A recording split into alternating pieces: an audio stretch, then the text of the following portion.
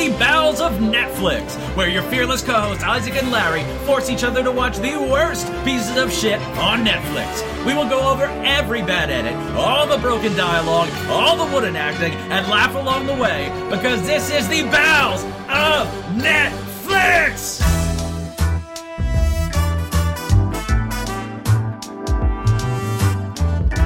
Alright, welcome to the Bowels of Netflix. I'm Isaac, and with me as always is Larry. How are you doing this week, Larry? Now 100% elephant-free. That sounds good. I wish I could say the same, but I'm not elephant-free. There's two fucking dull, asshole, elephant, monster douchebags I'd deal with. Anyway, this is the Bowels of Netflix. We're sadomasochistic lovers, and we hate each other and ourselves. Mm-hmm. So we force each other to watch the worst movies we could possibly find on Netflix and then describe them in excruciating detail, and that's my job this week. My favorite part of these openings is how you can always tell whose turn it is by the just pain in their voice. Like, I feel chipper as can be now. Dude, it's like you took a massive shit. Like, you know those big stinky shits that just smell like hot, angry body juice? And you get it out of you, and then you walk away free? No, all my shits are delightful and rose-like. Do you have little square shits like wombats? Wombats have square... We're getting off track. I think it's wombats. Some animal has square shits. But yeah, we are the Bowels of Netflix. We are the bowels, I guess talking about shit is an apropos. You know, we should have every week describe a different kind of scat. Just like a little tidbit for the listeners. The word scat is so awful. Do the intro. God damn it. Oh, you can find us on the internet. We have Twitter, that's at Bowels of Netflix, and we have Facebook, that's also at Bowels of Netflix. If you want to send us an email, tell us what you think of the podcast, if you have any experience with any of the movies we've covered or suggestions for movies we could do in the future. That's bowelsofnetflix@gmail.com. Drop us a line. We'll probably write you back. We might even read your email on air. And, so this week is a movie you probably have to be pretty familiar with the internet to know about these guys. This is Smosh, the movie. If you don't know, Smosh is one of the earliest, most successful YouTube channels. I think it started in 2005. And YouTube only came online in 2004, so they were right there in the thick of things. Yeah, they were huge. When I first started getting the YouTube stuff, they were like number 2, number 1. They were up there. Yep. I was looking them up. They have had 3 runs as the number 1 subscribed channel in their career. And so one of them fairly recently, like after 2010. Mm-hmm. So they're not quite as big now. There's definitely bigger guys out there, but they're still big. Now, I believe you told me, and it may have been on the last Flintstones episode when we were discussing this last. I don't remember if you said it in the air or not, but I think you said at one point you did actually used to watch their stuff. Smosh? Yeah, because when I was first getting introduced to YouTube, one of my friends told me, "Oh, Smosh, check these guys out," and I was 15 or 16, whatever at the time. And didn't really know how to evaluate YouTube videos for what I like, what I don't like, because it was brand new. Mm-hmm. So I watched it a little bit and subscribed and everything. I was like, oh yeah, funny. This is the thing. This is what everyone's doing. Cool, man. I'm hip. And then I don't know. I never got big into YouTube in the beginning, especially. So a few years go by, and then I start watching more YouTube, and I'm like, oh yeah, subscribe to Smosh. Let me check in and see what they're up to. And just having a few years under my belt and being more aware of what I liked and didn't like about the internet, I didn't like Smosh when I came back. I did not like them, Sam I am. They're one of those things that were always in my periphery, but I never really got into, because what I saw of them was not particularly funny to me anyway. Yeah. Like before with the F the Prom, when we were asking with the Fine Brothers, I turned to my D&D group who are a lot more savvy about these things than I am. My good friend Hydra let me know a little bit more about them. I think they have, I believe if I'm understanding him correctly, they now have like 12 channels. Yeah, they definitely have extra channels and sub-channels. And one of because there's 2 original founders, Alex and Ian, I think. Alex has actually left. Generic names. Yeah. Alex left recently. He's doing his own thing on YouTube. And it was just those 2 for a while. They brought in more people a few years ago. But now Alex has left. He's doing his own thing on YouTube, and the rest of the guys are doing Smosh. I don't know. I haven't watched any of their videos recently. Mm-hmm. This movie was shot in 2014, came out in 2015. So it's fairly recent. It's about 10 years into their Smosh career, as it were. Hey. And it's definitely not a good movie. It was they had like a premiere night, and that was the only time it's been in a theater. It was not a wide release at all. Just straight to like buy it on iTunes for $9.99 or something. IMDb comes in at 3.5, so it's pretty low. Rotten Tomatoes, the audience aggregated score is 42%, which might seem a little high, but this is all... the only people who are watching this movie are people who have been watching Smosh, or idiots who host podcasts about bad movies. How many user reviews is that? Let me take... I think it was a lot, like 8,000. Okay. No, 2,500. Okay. Because, what was that percentage? 42%. That is the lower percentage than Leo the Lion. Yeah. Last so even week's the Smosh people that flocked to see this banging movie didn't like it. And if it's as bad as you've mentioned to me that it is, then that says a lot about the fans. Yeah. Well, no, I mean, again, I think Smosh is a lot funnier when you're 15 and you have that a little, like, less sophisticated, more giggly kind of humor where, like, penis is the funniest. I mean, penis is pretty funny now. Like, sometimes I'll just start masturbating and just laugh and just stop masturbating. I'm like, oh my god, what am I doing with my life? And then I'll cry a lot. But yeah, so I think as Smosh fans have aged, they might have pulled back a little from Smosh. That seems to be the consensus I'm hearing from the few folks I've asked about it. Mm-hmm. And there's no tomato meter. It wasn't in theaters. No critics very much deigned to give this a review. I mean, why would you? Well, I'm doing it now, Larry, because fuck you. Yeah. All right, we get our opening credits, and it's really bad, cheap animation. Like, probably the kind of thing, if we had enough gumption, we could throw together in a couple of weeks. And we have no animation or computer skill. Well, I speak for myself. You have some computer skill. No, not any kind of design like that sort of thing. I feel like if we put our minds to it, we could do it. Because it's crappy. It looks like it would have been cutting edge 20 years ago. Not even that cutting, because Toy Story is older than 20 years. I don't know. It's terrible. And we have our two protagonists who are the Smosh guys. I believe their names Alex and Ian. Alex, I will be referring to as Ash because he wears a hat that looks like Ash from Pokemon and like the red and the white shit and whatever, and they reference Pokemon, and that's how they got started. I hate Pokemon. I hate Smosh. But anyway, he's the one who got that reference. He looks just a little bit like he might have some foreign in him, or maybe he's just really Italian. It's hard. I'm just to make sure I have their names right, because I kind of forget who's who, because I fucking hate him. But he's just a little like Donald Trump wouldn't want him in the country. And the other one, Ian, who is very decidedly white, definitely no foreign. He's good to go.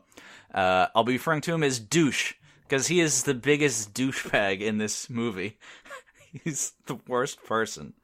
So Ash and Douche. Ash and Douche. Now, and these are the original Smosh guys? This is before the other one left, you saying? Okay. The two main guys, and they have very punchable faces. Not really. I don't know. I just hate them. I don't know that I've actually seen them. I want to look at a picture right now. Oh, God. Ash delivers pizzas, and Douche watches YouTube videos, and we get some establishing shots of them doing their thing. Oh, God, they do look punchable. Yeah. So Douche is watching a video of a girl getting her butt massaged. It's just her on a massage table with her face down. You can't see her face, and there's a male masseuse generously massaging her butt. And he starts leaving a comment, and I think it's something like, "Do you have a name for your butt? Might I suggest perfect?" It's so stupid. Boy. And he gets immediately flagged, and there's this big pop-up on his screen. "Your comment has been flagged, inappropriate." And that's gonna come up again soon, so just keep that in mind. Ash shows up at Douche's house with a pizza, And it turns out that Douche has once again ordered a pizza just to get a ride from Ash. So he's a douchebag. Ash is very upset. He goes on a speech. I'm a delivery professional, and I take my job seriously, and my life is like a rocket ship going nowhere but up, because now I can afford $25 haircuts. No. Yeah, good stuff. What have I done? What did I do to you? You monster. Ash very proudly says that he moved out of his parents' house, but then Douche points out that he just moved in with Douche into Douche's parents' house. And Douche makes fun of Ash for fantasizing about Stone Cold Steve Austin complimenting him in the mirror. Okay. And then Douche walks out, presumably to get in the car to get his ride, and Ash walks by a mirror and sees Stone Cold Steve Austin in the mirror. It's actually him. I guess he needed a couple $1,000s for some reason. And he starts complimenting Alex. He's like, "You're doing great. Your $25 haircut looks good, but you got a flat ass." And Ash says he'll do some squats, and then he does lunges out of the room. Why wouldn't you say, "I'll do some lunges"? They both work the glutes, but you just make yourself look stupid when you... I gotta say, Steve Austin telling somebody they have a flat ass is kind of funny. There's another scene with him that's dumb, but... He probably saw all the attention that John Cena and The Rock get and was like, "Hey, I used to be a wrestler." Well, he does a podcast too, right? So he's trying to stay internet savvy. Mm-hmm. All right, so Douche gets the ride from Ash, and he starts eating the pizza, and Ash says, "Well, that's $10 for the pizza." And Douche throws $1 at Ash and says, "That's all I have." And he is the worst person in the world. Oh my god.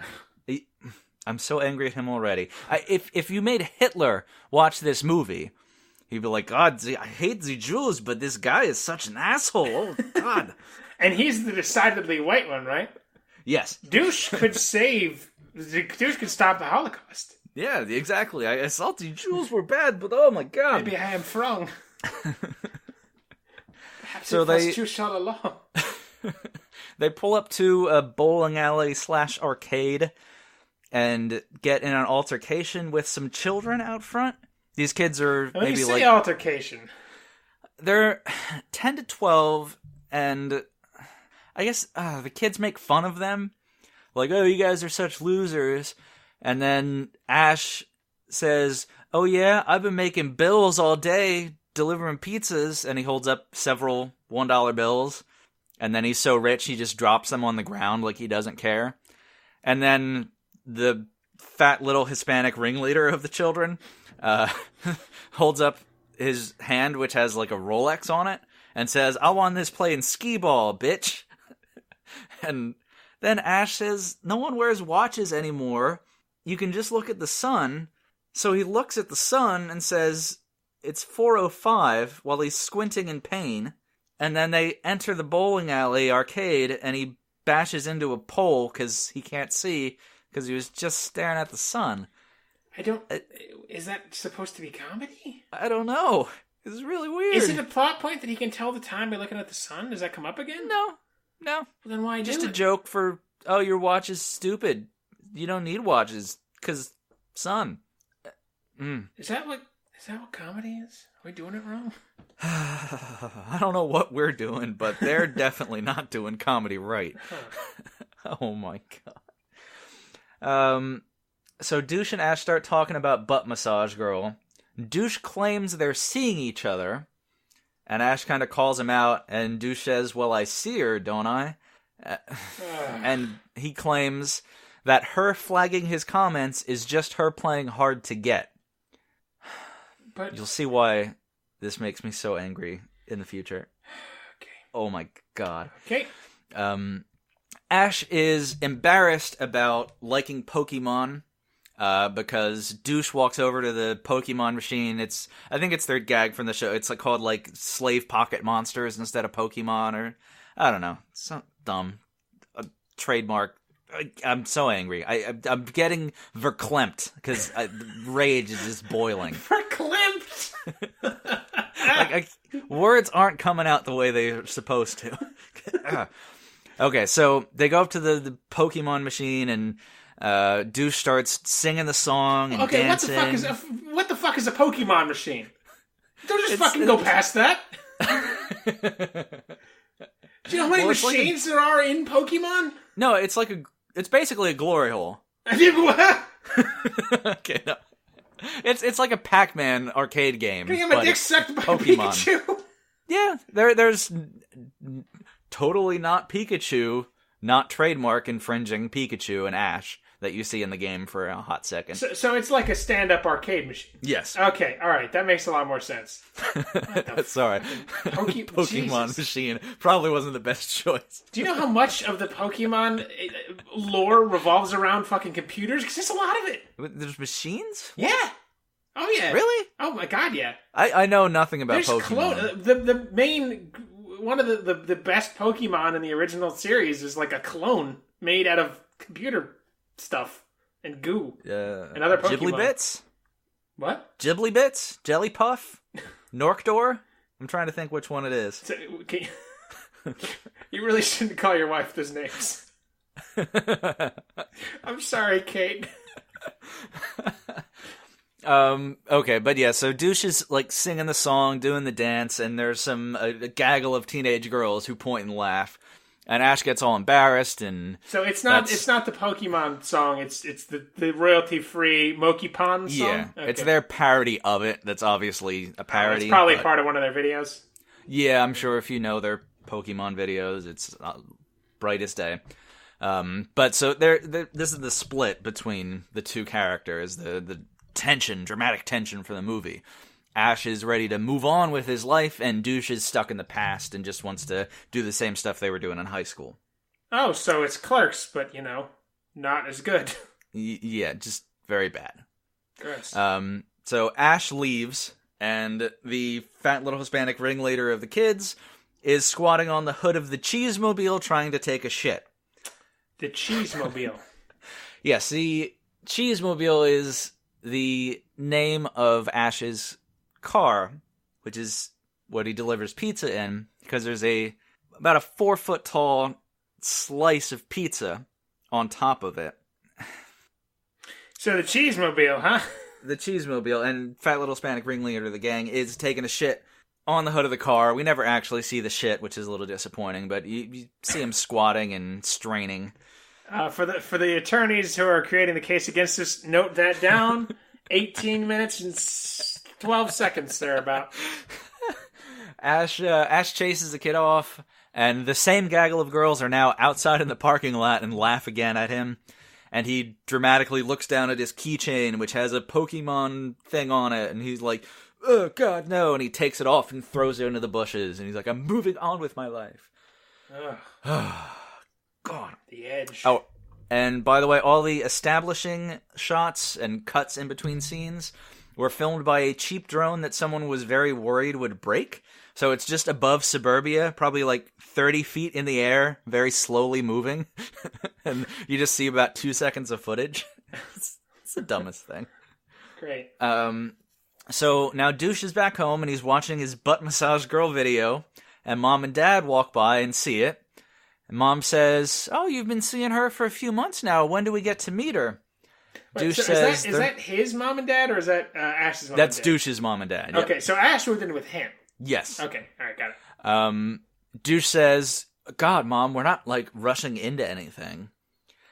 And Dad says, "Son, just make sure she's not a dude. Unless you're into that thing, which is totally cool, because, yeah, we're cool. We don't mind gays, Yeah. I think they mind the gays. Yeah, it's just, I don't know. I feel like that joke would have made a lot more sense and not been kind of creepy 20 years ago. Doing it in 2015 is just... Is it a awkward. naked butt? No, she's in a bikini. Ugh, what's the fucking point? Not that women are objects, but, Oh, they are. This movie, they are. Okay. I'm going to change your mind, Larry. Women are objects. That's my goal. So Ash we're bumps going to muddle into that recording up. Ash bumps into the mailman out front of the house and asks hey, why haven't we been getting mail for like the last month? The mailman says, your douchebag little friend knows. Then he takes a giant pile of mail and throws it in Ash's face, and then smashes their mailbox with a baseball bat. Okay. And that bit could be fine. Like, I could see that in like a Big Lebowski kind of movie. Like, there's some crazy backstory with the mailman. He's super angry as this kind of freak out thing. Mm-hmm. But you don't show whatever made him mad. You don't show the original altercation. You need the air of mystery. You don't show the monster in the horror movie because it's scarier not to see it. Mm-hmm. It's funnier if you don't know what it was. It's stupid when you find out later that he just threw milk balloons at him. Kids, comedy is delicate. Yes. You have to court it like a lover. You can't just thrust your cock at it and hope that it comes. You have to coax it into loving you. Fucking gotta do everything. I think I've been doing sex all wrong. Yeah, probably. Okay, so dude continues to get comments flagged on Butt Massage Girl's video. We're just establishing that over and over what's again. What's the fucking plot? Is there a plot yet? There's we're getting to the plot. It's starting now. So they get a letter for their 5-year high school reunion. Ash is super excited so he can reconnect with Dream Girl from high school. Oh, God. We get a flashback to high school where he's super awkward, and they start interacting, and she asks him to go with her on the 37.4-mile fundraising moonwalk for ring finger largatia. Yeah, that sounds like internet humor that's not funny. Yep.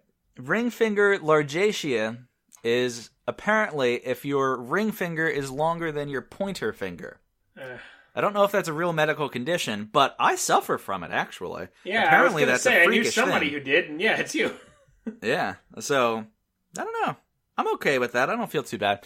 But anyway, she holds up a flyer, and it's a guy holding up his hand, and his ring finger is longer than his pointer finger. And that gentleman is Alex Winter. Do you know who Alex Winter is? No, I don't. He is... I forget which one, but he's either Bill or Ted. He's not Keanu Reeves from Bill and Ted's Excellent Adventure. Wow. Yes.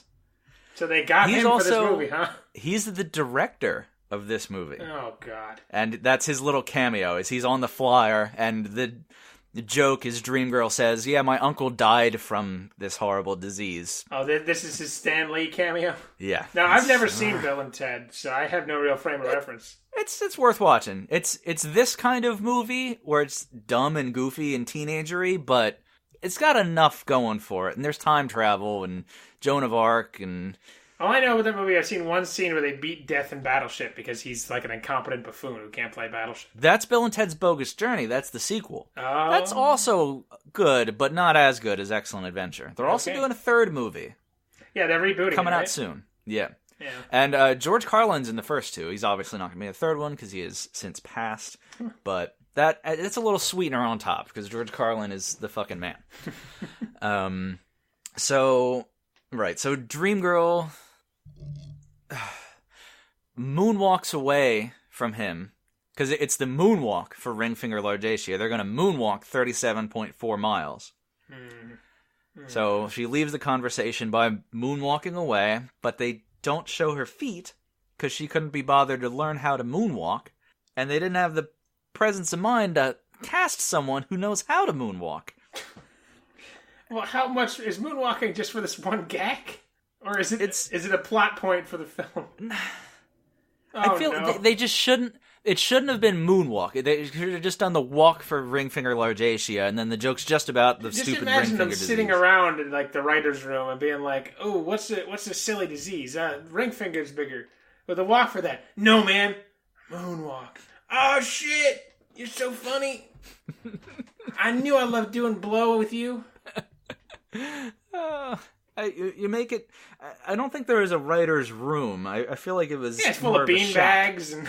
Yeah, just under a sheet propped up off the back of the couch. Yeah.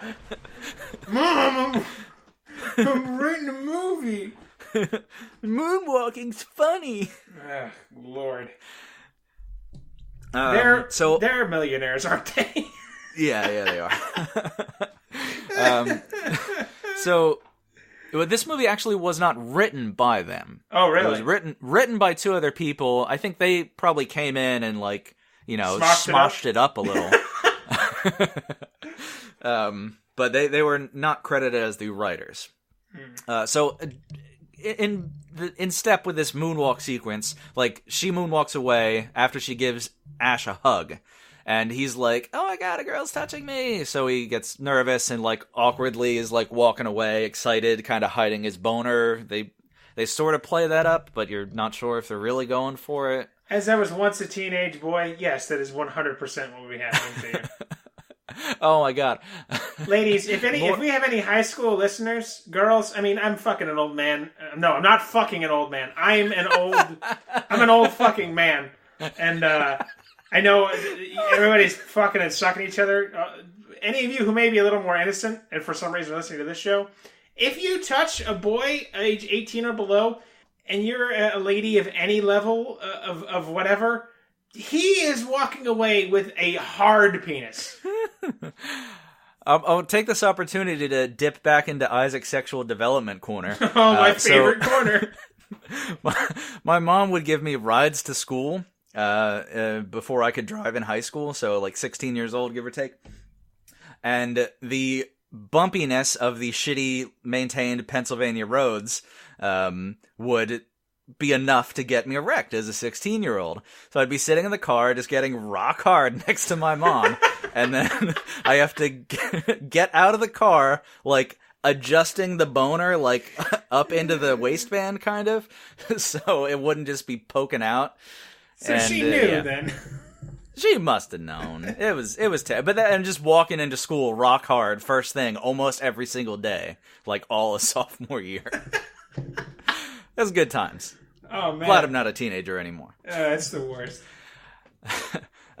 So he's awkwardly walking away, covering his boner, and he puts his foot in a mop bucket, goes flying, grabs the mop, swings it around, and hits a janitor and knocks him over a railing, presumably to his death, and we get a Wilhelm scream. So, boring. Yeah. Has every one of your movies had a fucking Wilhelm scream in it now? A lot of them do. I'm pretty sure this is a Wilhelm. If not, they were going for it. It's a really obvious internet trope, yeah.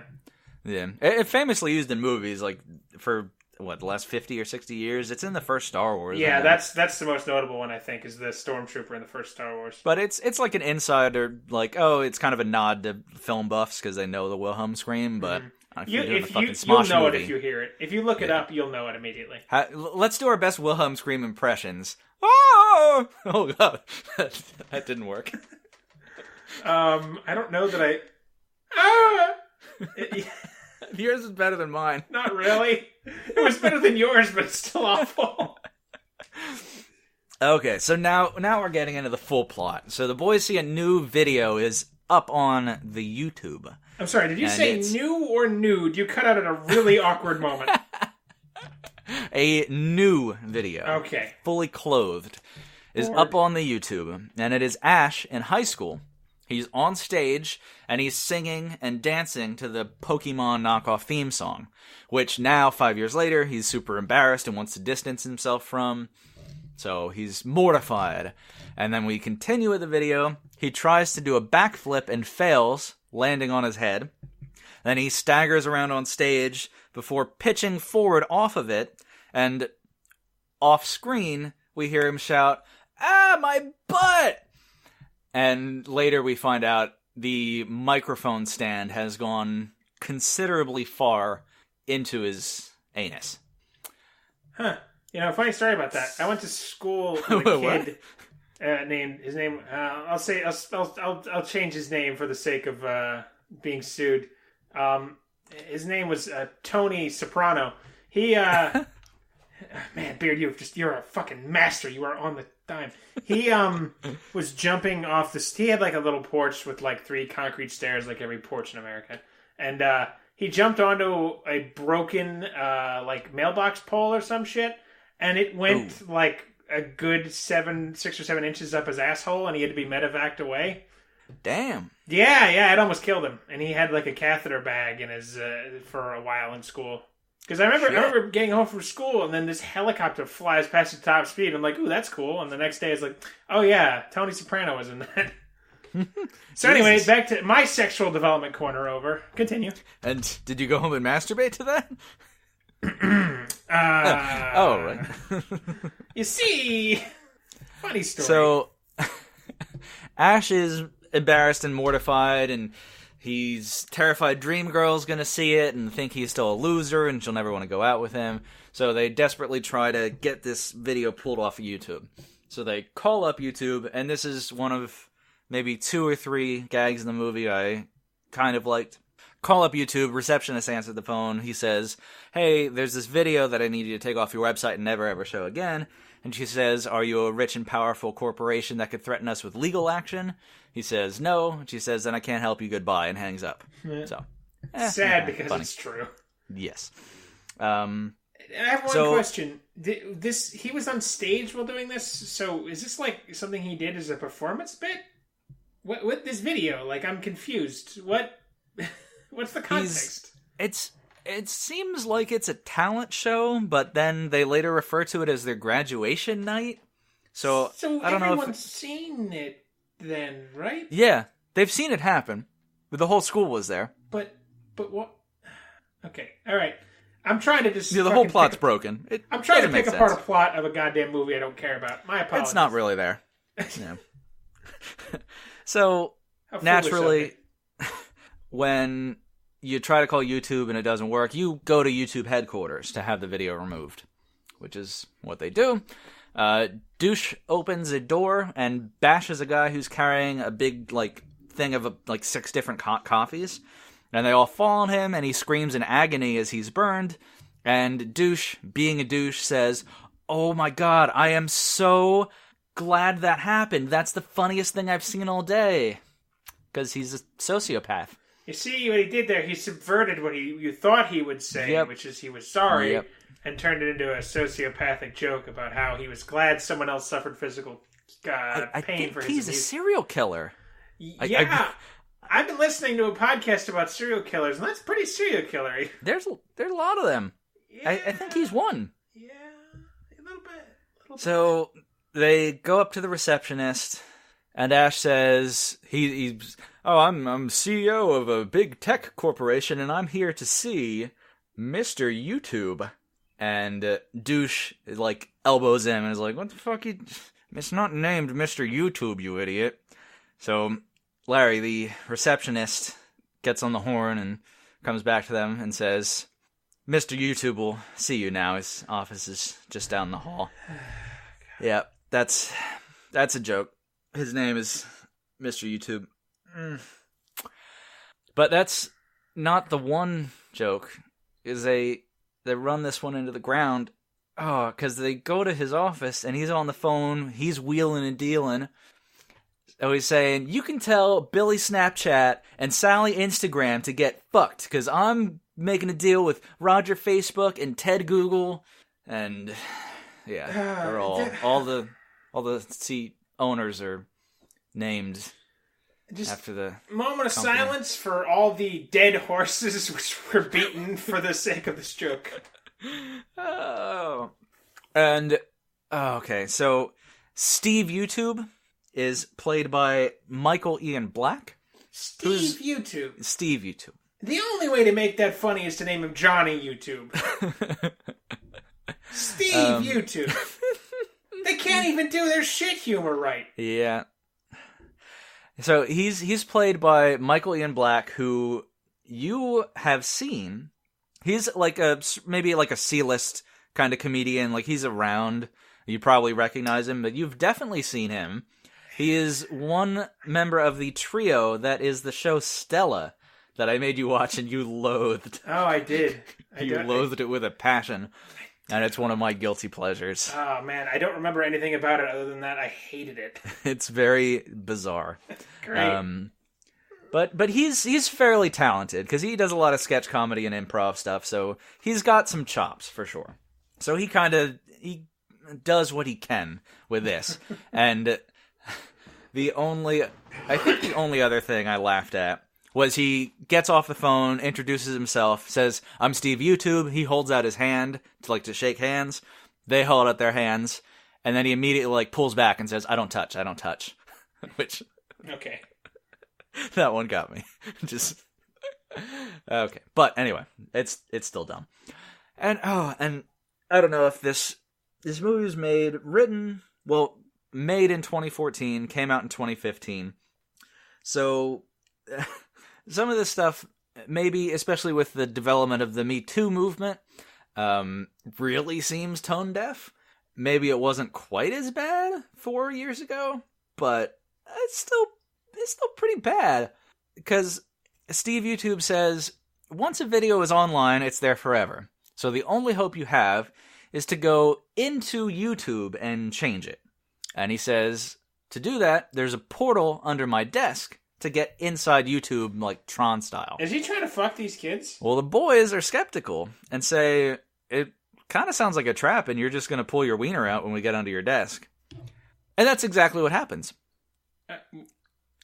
They crawl under the desk and he pulls his wiener out and they're like, oh, gross, a penis. Ew, we've seen a penis and we are not gay, so we're horrified.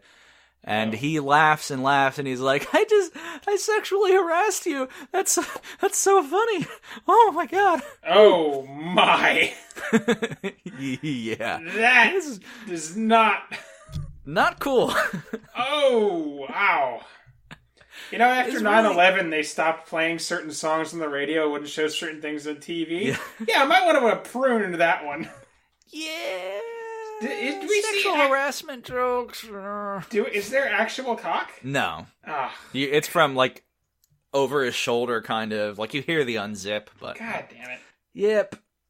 But it turns out there is a real portal in the closet. And, of course, they're like, this is another trap, isn't it? You're going to rape our butts. They don't actually say. Anyway, but there is a portal. There's a portal to get into YouTube. That's the plot of the movie. That's baffling. So they jump into the portal, which is very much, if you've seen Bill and Ted's Excellent Adventure, they time travel via a telephone booth. Mm-hmm. And it's through a wormhole that's all swirly and shit. And because Alex Winter directed this movie, we're getting images of that. So it's a little homage. And then the boys show up. Same well, baby. Get you that good Bill and Ted money. They show up in a bear attack video. And there's a bunch of noticeable green screen and really exaggerated fake cuts. But, not exaggerated too much where that's the joke. It's just very poorly made. Oh, right. Oh, God. Sorry, there's so many stupid things. Before they jump in the portal, Steve gives them each a phone with a personal assistant named Deary. That's the joke, and Siri, Deary. It's their tool to navigate YouTube. So they're running away from the bear, and they say, and this is the gag, that Deary doesn't understand them very well. So it's like, Deary, get us out of here! And she says, oh, you want a beer? Sure. And a beer pops up in his hand, and he's like, no, Deary, we're gonna die. As an Amazon Echo owner, my culture is not your fucking entertainment.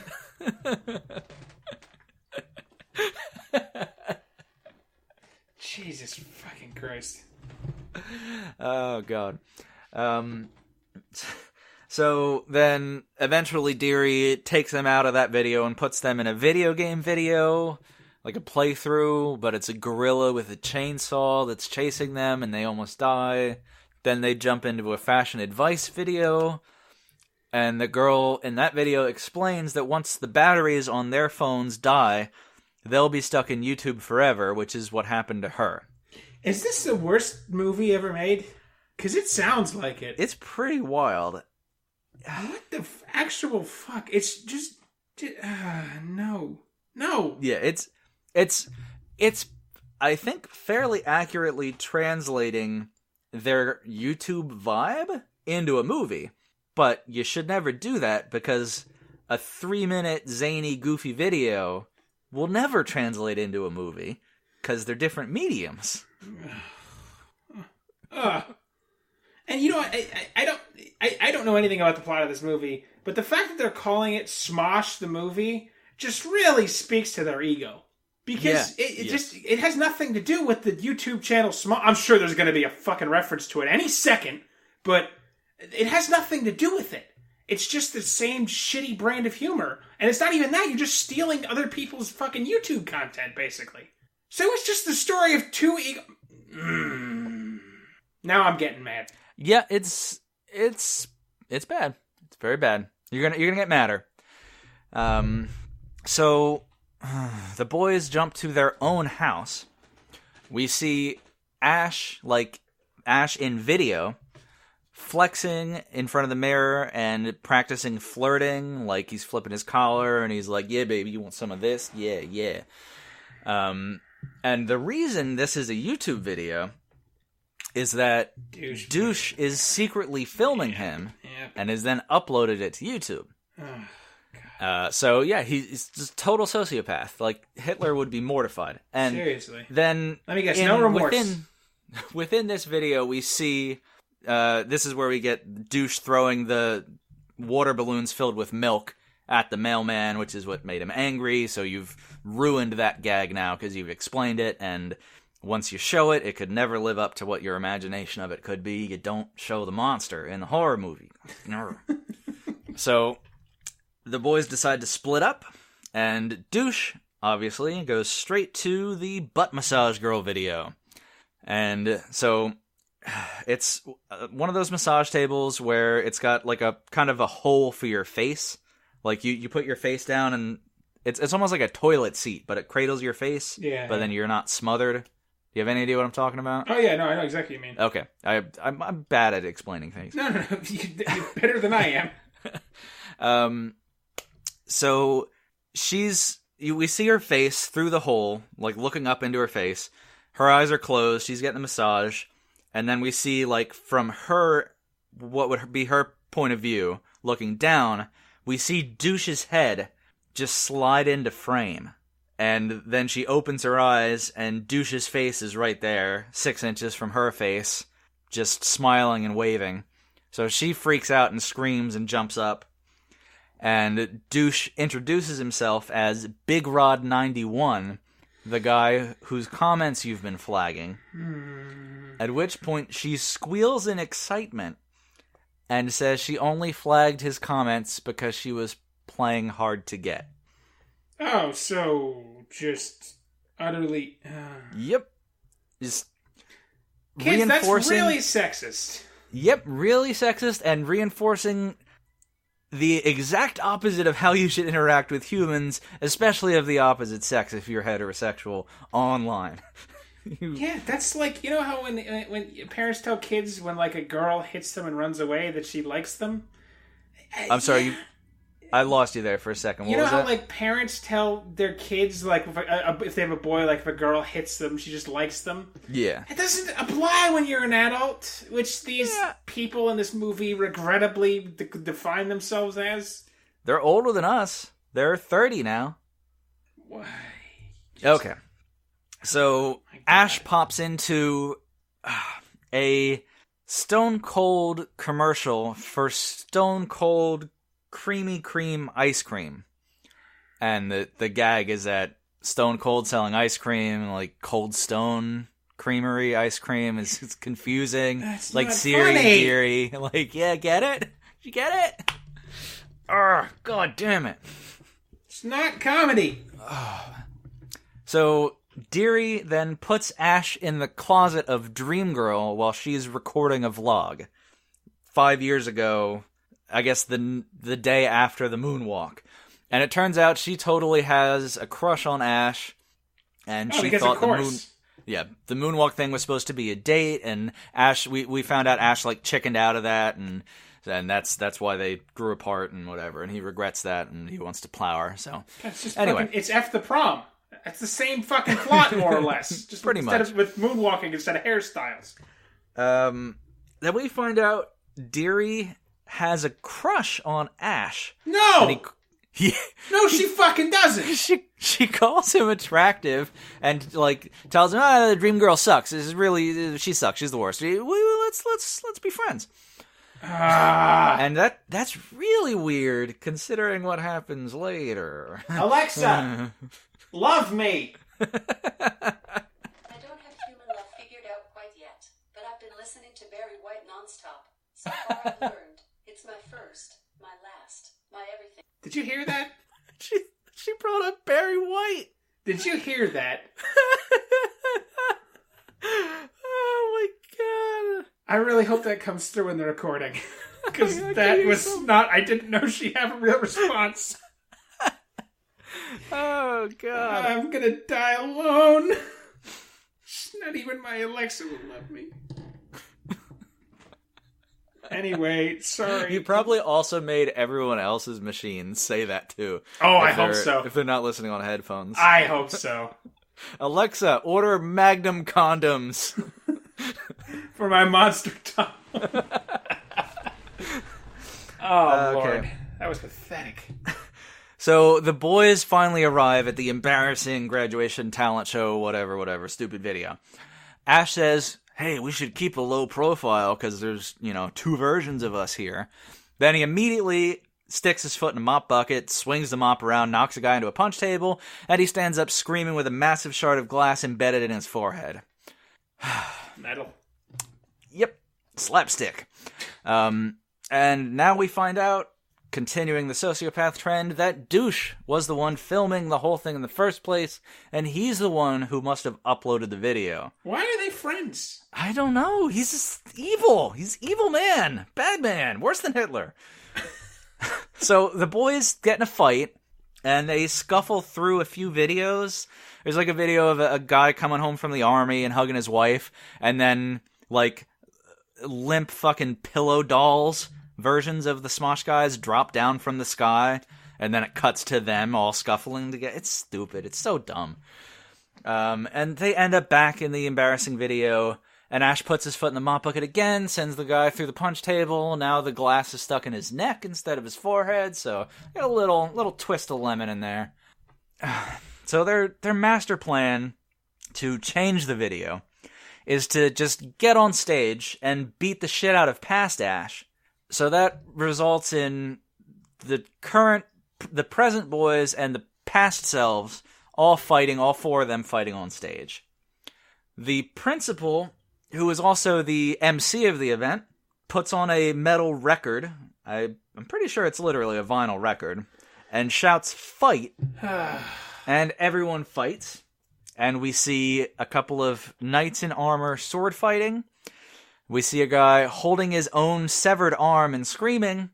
And we see Dream Girl repeatedly punching the principal in the face while everyone fights. Oh, man. That sounds so funny. Yeah. Now we find out that Deary is Steve YouTube in a VR headset. Okay. And his evil plan is revealed. He's been luring the boys along because he wants to lock them in YouTube forever so they keep making stupid videos and he gets rich or whatever. Don't let it go weird. Let it go. There's no logic. But what's with the Deary flirting with Ash thing? That's so weird now because that's just Steve YouTube, who also just showed Ash his dick. Like, I asked you before, sir, in front of the Trilateral Commission, if Steve YouTube was going to fuck those boys, and I did not get an answer. And now, with further evidence in front of us, I must ask you again, sir.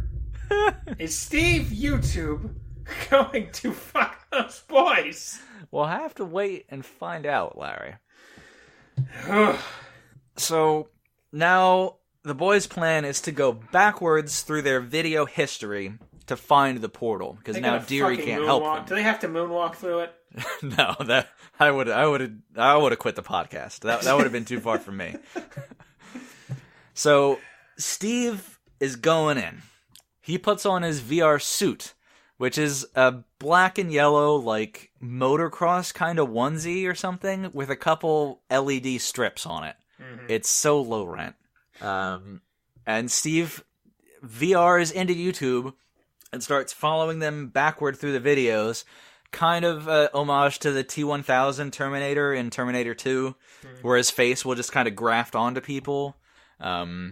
So, yeah, and it's terrible effects. It's much worse than the actual effects from Terminator 2, which at this point is almost 30 years old. Granted, those effects were completely groundbreaking at the time, but you'd think 30 years in the future, even a low-budget movie could do something that looked okay, but they can't. Also, low budget, they're like fabulously wealthy. I don't know about fabulously wealthy. I guess. I mean, they didn't produce it. I don't know. They might be in the tens of millions. I don't think they're in the hundreds of millions. Right. That doesn't qualify as fabulously wealthy. Forgive me. I don't think they're not paying a big budget effects team. They don't have the Avatar guys working on this or anything. Right. It's not like they're professional content creators in 10 years, and it's not like they could possibly use any of those connections to put together for, I don't know, a fucking feature film. Yeah, it doesn't make any sense. Right. So, along the way, Steve explodes a cat and a car, and CGI melds into Butt Massage Girl's face, and that's creepy and whatever. We get a final confrontation with Steve in the bear attack video, the first video, so the guys are almost home free. And Steve gets his crotch eaten by the bear. You see the bear just chomping down, like, clearly on his crotch. And then the bear, who's obviously a guy in a bear costume, does some elbow drops on Steve. It's the only... God, it's only, Steve Austin. I don't know, but I have... Because they don't show it, but I have to hope that was him in the costume. Wait, what? They don't show it? That's the obvious joke. I know. That's the he's giving the one guy compliments in the mirror. Put him in a fucking bear suit. Y'all had him on set. What? Yeah. But no. It's my fate to just fix everyone's shitty movies for them. That's your job. You'll be a consultant. Hollywood consultant. Larry Beard. God. Get your business cards. Okay, so then they escape. They jump in the portal, and they come back to the closet, but now there's a membrane over the closet door that they like press up against, and then they punch through, and they're covered in goo for some reason. Like slime, like Ghostbusters covered in slime, like sliding around on the floor, for just so they can get some slapstick of them like trying to stand up and slipping, and it's gross. Haha. So they run out of the building. Of course, they don't have goo on them anymore. They open the door, and the guy with coffee gets burned again. Ha ha ha! Reoccurring gags. They take a taxi to their house. But wait, this isn't the right house. This is a mansion. But it's the same address. It's 91 Gerard Way. Okay, so they're either still in YouTube or they've changed the past. They've changed the past. Great. But it's the same address, but it was a little suburban house, and now it's a giant mansion. There wouldn't be enough room for... So they would have had to change the past so much this entire neighborhood transformed from middle class to high-end, like, mansions. They've altered the destiny of thousands. That's the butterfly effect, man. One YouTube video can change the world. But it turns out... Remember Coney 2012? The video of them fighting themselves on stage got super popular, and now they're rich and famous, and they make movies, and they're on Broadway. Yeah. Oh, no. So, in the new reality, Butt Massage Girl is Douche's girlfriend. And he's kind of incredulous. He's like, oh my god, you're actually my girlfriend? Butt Massage Girl, I love you. And she says, you should probably call me by my real name. And he shushes her. He's like, shh, no. I don't want to know. Misogyny. It's funny because massaging butts is like misogyny. Now, Ash, of course, says, oh, well, in this new reality, I must be dating Dream Girl. And Butt Massage Girl is like, you don't have a girlfriend. You have like 30. And then 30 girls in bikinis come through a door and surround him. That's real gross. Yes. Yes, it is. It is very bad. It's uncomfortable. My wife watched the first maybe 10 or 15 minutes and then fucked off because this is the worst thing in the world. And then she like went and took the dog. Kate. Good for you. Took the dog for a walk. And she knew about Butt Massage Girl, and I've been screaming into the house just about Butt Massage Girl. So she was aware. But then she walked through the room as the 30 girls were coming out and was just had this look of horror, like, no, they didn't do that, did they? Come on. That's... Ladies, here's what you should want. Let old Uncle Beard sit you down and put you on his knee and tell you what you want.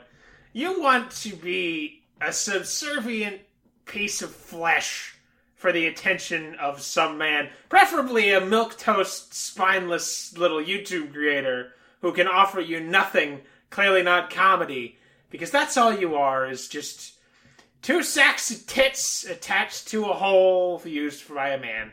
Right? That's how you should want to be, right? Right. That's what we should celebrate. Right. Yes. Fucking God. So, Ash basically tells the girls to fuck off because he wants Dream Girl. Which, so, in the reality, up until now, he's been living this 5 years and has amassed this harem of women. So, he's basically Hugh Hefner. And I'm sure, I don't know, Hugh Hefner's kind of skeezy or whatever, but there's a reason they chose to do that. I'm sure they were getting a bunch of money, or it was career opportunities to be models. And drugs and everything drugs. I've ever heard about that house is terrifying. But so these 30 girls had a social agreement to be in a harem with this rich and famous person, and then all of a sudden he just tells them to fuck off and go out into the wild. That's extraordinarily rude. I'm just putting that out there. Yeah. Yeah, a little bit. I mean, so, they clearly can't take care of themselves. Maybe there's when you're being rude to a harem, that's when you know you've really sunk low. Maybe Frank Facebook needs a harem. Maybe his harem is Roger, in the shop, Roger and Facebook, they can be Larry. like a substitute harem. Fuck, I feel dirty. Yeah. Can we talk about elephants fucking tigers again? Or lions? What the fuck was that movie? And in this reality, Steve YouTube delivers pizzas. Get it? But Isaac, it's the opposite. If they're millionaires, then it was because they were on YouTube. So the guy who owns YouTube would also be a millionaire. Yeah, I guess someone else owns YouTube. Maybe his brother, Bob YouTube, Johnny YouTube. I don't know. It doesn't make sense. I just don't. So they go to the reunion. Ash is without a date, and Douche is going with Butt Massage Girl, who we still don't know her name. And Butt Massage Girl is eating tacos and says, I don't know why I'm eating tacos. They go straight to my butt. And Douche's eyes go wide with excitement, and then he forcibly shoves tacos into her mouth. Remember, girls, you're tits in a hole. That's all you are to these people, is tits in a hole. Douche... Oh yeah, and Douche again cuts her off so he doesn't have to find out what her name is. God damn it. Is that supposed to be... What is that supposed to be? Sweet? Is that supposed to... Is he ascribing some kind of mysticism to it? No. I don't know, maybe I missed a level to this movie. I would understand if it's like a religious experience to you. If you never meet this person, fine. You know what? It's gross, but fine. It's there's some gross level it's acceptable on. This is not acceptable. This is just abuse. Yeah, it's bad. It's really bad. Yeah. So Ash meets up with Dream Girl, but she's all like, oh, you're gross and you're famous and you probably get $80 haircuts, and I used to like you when you were weird and nerdy and never showered, so, like, fuck off. And Ash is, like, dejected and kind of nervous, and he wants to win her over, so Stone Cold Steve Austin appears in the punch bowl and tells him he can do it. He's still here! Would he not wear the bear suit? Is that it? Fucking, that better be a deleted scene. Sorry, continue. Okay. So, with Stone Cold Steve Austin's Punch Bowl encouragement, Ash gets up on stage to recreate the original video he just tried to delete because the girl wants him to be nerdy. But this time he starts singing the song, and he goes to do the backflip, and he lands the backflip, and everyone freaks out, and everyone loves him. Both boys go on stage, they sing the Pokemon thing, and everyone's happy, and Dream Girl and Ash are now a couple, and they're in love. Yeah. So Butt Massage Girl introduces herself to Dream Girl, because now they're, both in relationship with these stars. And Dream Girl's like, my name's Anna. And Butt Massage Girl says, my name's Brad. And Douche says, what the fuck? And the movie's over. So, yep, just squeezing in that little transgender Are fuck you. Are you serious? Yeah, yep. Just had... God damn it. Come on. But Larry, it's not over, because we have a thing after the credits. Oh, good. Do we see Thanos? Are we setting up the next fucking Avengers? Smosh 2? Smosh harder? We get outtakes during the credits, which are... Oh boy, the best. The worst. And then, at the end of the credits, there's a wedding scene with Brad and Douche. And with them, there's an old man who's Justice of the Peace, and... Dream Girl and Ash are their, maid of honor, best man, whatever it is. So, they say their I do's, and then Douche says, I have such a boner right now, and Brad says, so do I. Me too. Oh. Hashtag me too. Ah!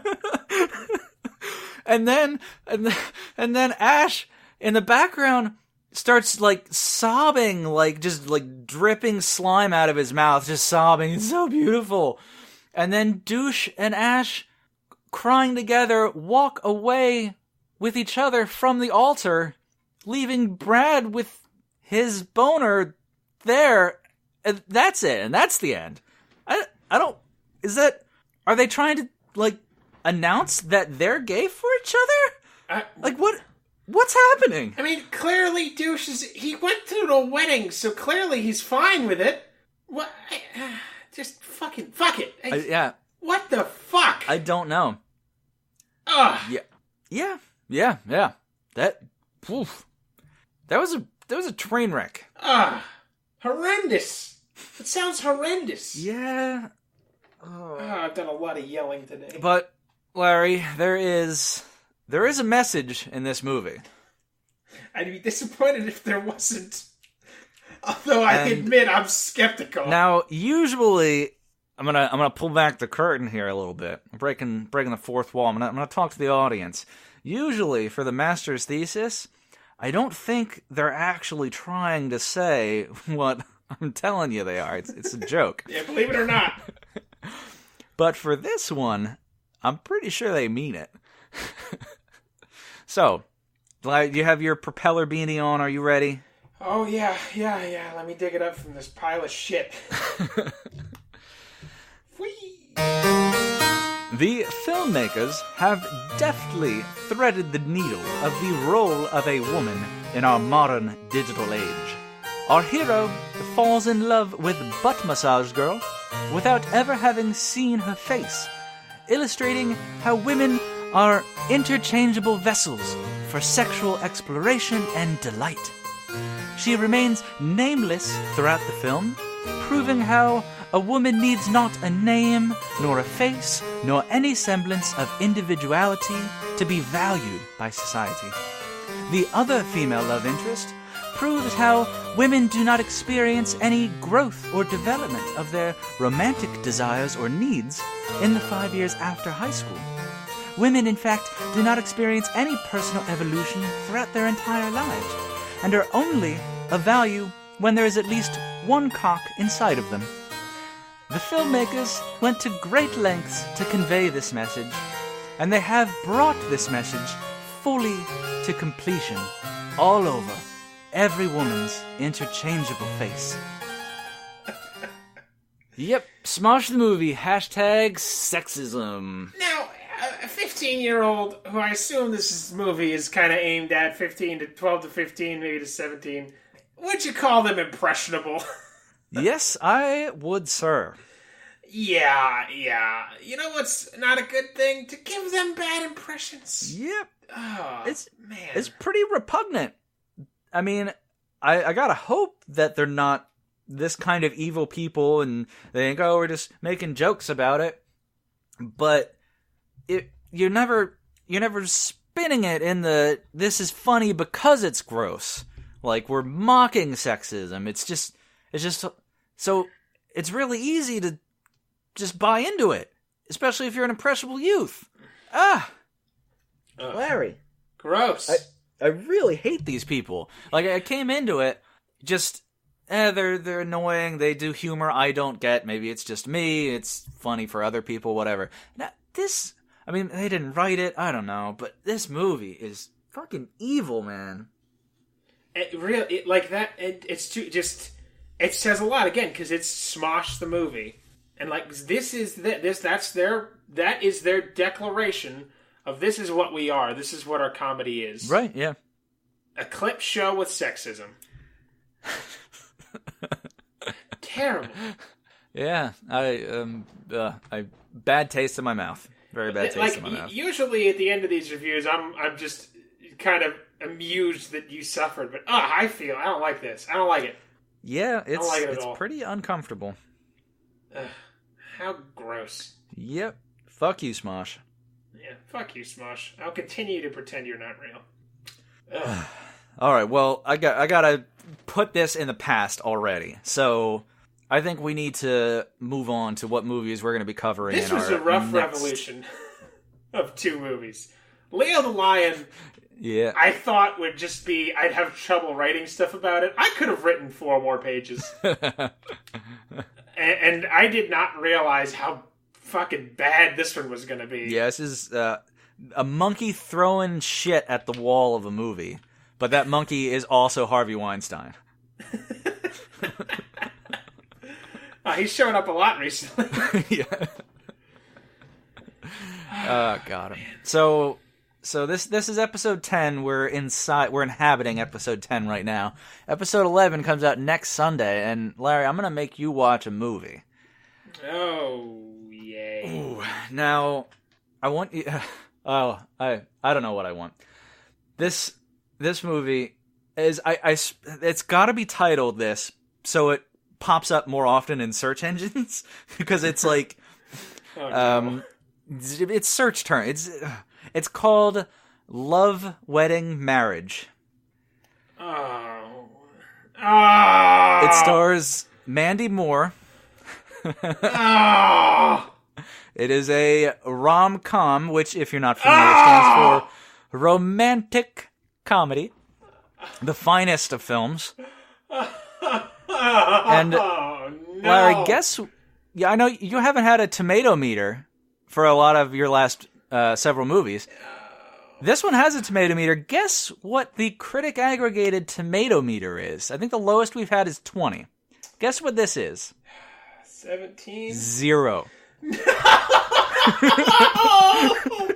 Oh, God! On the Wikipedia page, it actually says this movie has a rare score of 0 on the tomato meter. Oh, no! And the other thing, because I watched a minute of the beginning, I was like, oh, it's great, it's perfect. And then I just dipped around, just grabbed the scrubber and went into like minute 45, then minute 15, and just watched a couple seconds. I did not click on any part of the movie, and I picked around to like 6 or 7 different places.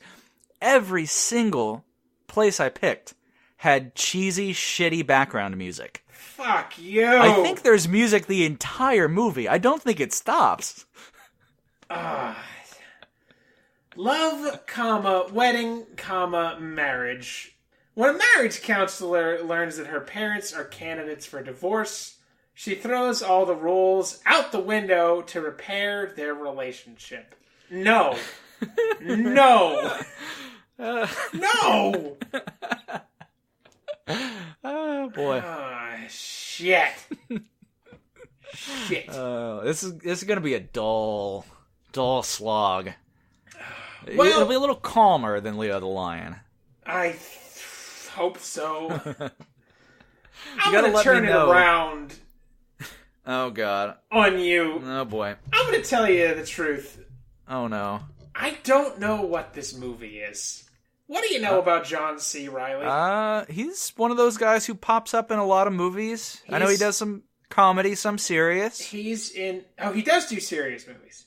I've only ever seen him in comedies. He's in Guardians of the Galaxy as a brief character. He is in the brother in Step Brothers, who's not the famous one whose name I can't remember. Will Ferrell? Yeah. He's... that other Will Ferrell movie about that race car driver that I was forced to watch. That actually wasn't terrible. What, Talladega Nights? Yeah. Yeah, that's one of those movies I didn't think I would like, but was actually pretty good. Yeah, same thing. I thought it would be awful, and it wasn't too bad. But anyway, I found this movie with, I think it stars him, and I did much the same thing. I watched 3 minutes, and then I flipped around, and I can't figure out what it is. But I did a little digging, and I think this might be perfect.